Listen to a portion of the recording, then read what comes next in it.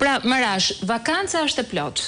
Ky mandat nuk duhet të diskutojë një ripërtëritje, po të shtojmë tu dhe elementin që vetë i mandatuari duhet ishte në ndjeni që vakanca e tij ka qenë e plot apo jo e plot, pra vetë ai ka qenë ndjeni që vakanca është e plot, sepse kjo ka të bëjë me integritetin që tregon në krye të punës. Atë çfarë ka provokuar shumë shkurtim Sonila. Në vitin 2024 ka një vendim për mbarimin e mandatit të Holta Zaçajt. Në atë vendimmarrje vetë gjykata kushtetuese thotë ka shumë rëndësi të studiohen aktet e emërimit të gjyqtarit për të kuptuar në qoftë se gjyqtari e ka ditur se kur do përfundoj mandati i tij. Patjetër. Sepse kjo thotë është garancia e gjyqtarit për pavarësinë. Ja ku kam ta lexoj pak. Garancia e kozgjatjes dhe paprekshmërisë mandatit e mbron gjyqtarin nga ndikimet e forcave politike që mund vinë pushtet. Vetëm një gjykatë e pavarur, së cilës i garantohet paprekshmëria e mandatit të anëtarëve të saj, mund të konsiderohet si një gjykatë që administron drejtësinë kushtetuese në përputhje me parimet kushtetuese. Dhe parimi i pavarësisë nënkupton se gjyqtari në momentin e emërimit duhet të di kozgjatjen e këtij mandati bazuar në rregullimet ligjore përkatëse dhe kjo kozgjatje nuk mund të lihet në diskrecionin e organeve që kanë emëruar.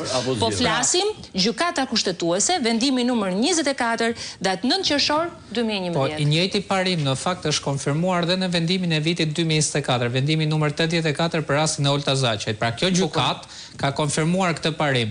Dhe pse ju përfundua mandati Holta Zaçajt në 10 mars 2025? Sepse ju tha në momentin që ti zonjë i emëruar në detyrë, të gjitha dokumentat e emërimit tënd përmendin si afat të përfundimit të mandatit tënd datën 10 mars 2025. E sjell kjo në rastin e gjyqtares Sonila Betja, në momentin që gjyqtarja Sonila Betja është emëruar, të gjitha dokumentet e emërimit kanë si afat të përfundimit të mandatit të saj vitin 2028.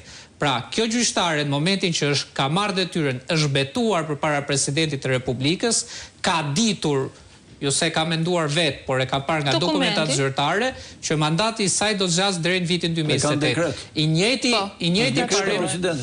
njëjti parim i aplikuar në këtë rast, do të thotë që gjyqtarja duhet të qëndrojë deri në vitin 2028 në detyrë, sepse thotë vetë gjykata kushtetuese, në qoftë se organi i emërtesës bëhet jo vetëm organi që të zell, po dhe organi që të përfundon mandatin, pastaj këtu s'ka më as pavarësi, as panshmëri dhe as integritet të gjykatës kushtetuese. Ndjes se mora nga koha e zonjës Zhulali. Jo, Zhulali, vim këtu se këtu ka dhe një element shtesë, do më thuash dhe ato që po mendoj, por skema e riportërisë, pra edhe në rast se po mendojmë që ka pasur një arsye sui generis në kokën e presidentit, në kokën e kryetarit të KED-s, për të diskutuar këtë, për të dyshuar, po themi ne, çështjen e mandatit të Sonila Betës, çështja e ripërtëritjes, që çuditërisht ka marrë më tepër rëndësi se sa vetë mandati në vetvete, i atribuohet shumë mirë edhe vendimi i Komisionit të Venecias.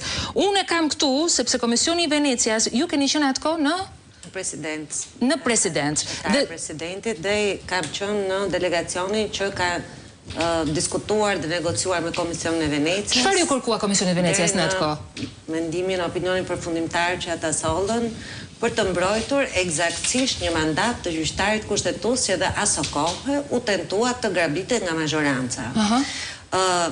Atëherë historia është shumë e thjeshtë. Ta nisim nga ABC-ja se kam përshtypjen që ndoshta shikuesit mund të ngatrojnë pak. Presidenti i Republikës dekretoi fillimisht Besnik Muçin si gjyqtar kushtetues me mandat të plot. Dhe kjo është e shënuar e zeza mbi të parë në dekretin e presidentit të Republikës. Dhe aty nuk ka vend as për ekuivok, as për interpretim.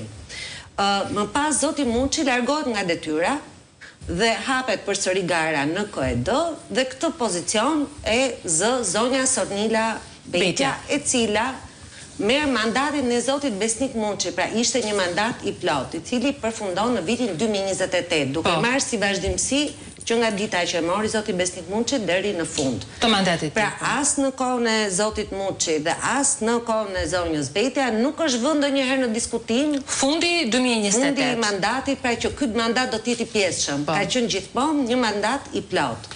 Tani ajo çfarë ndodhi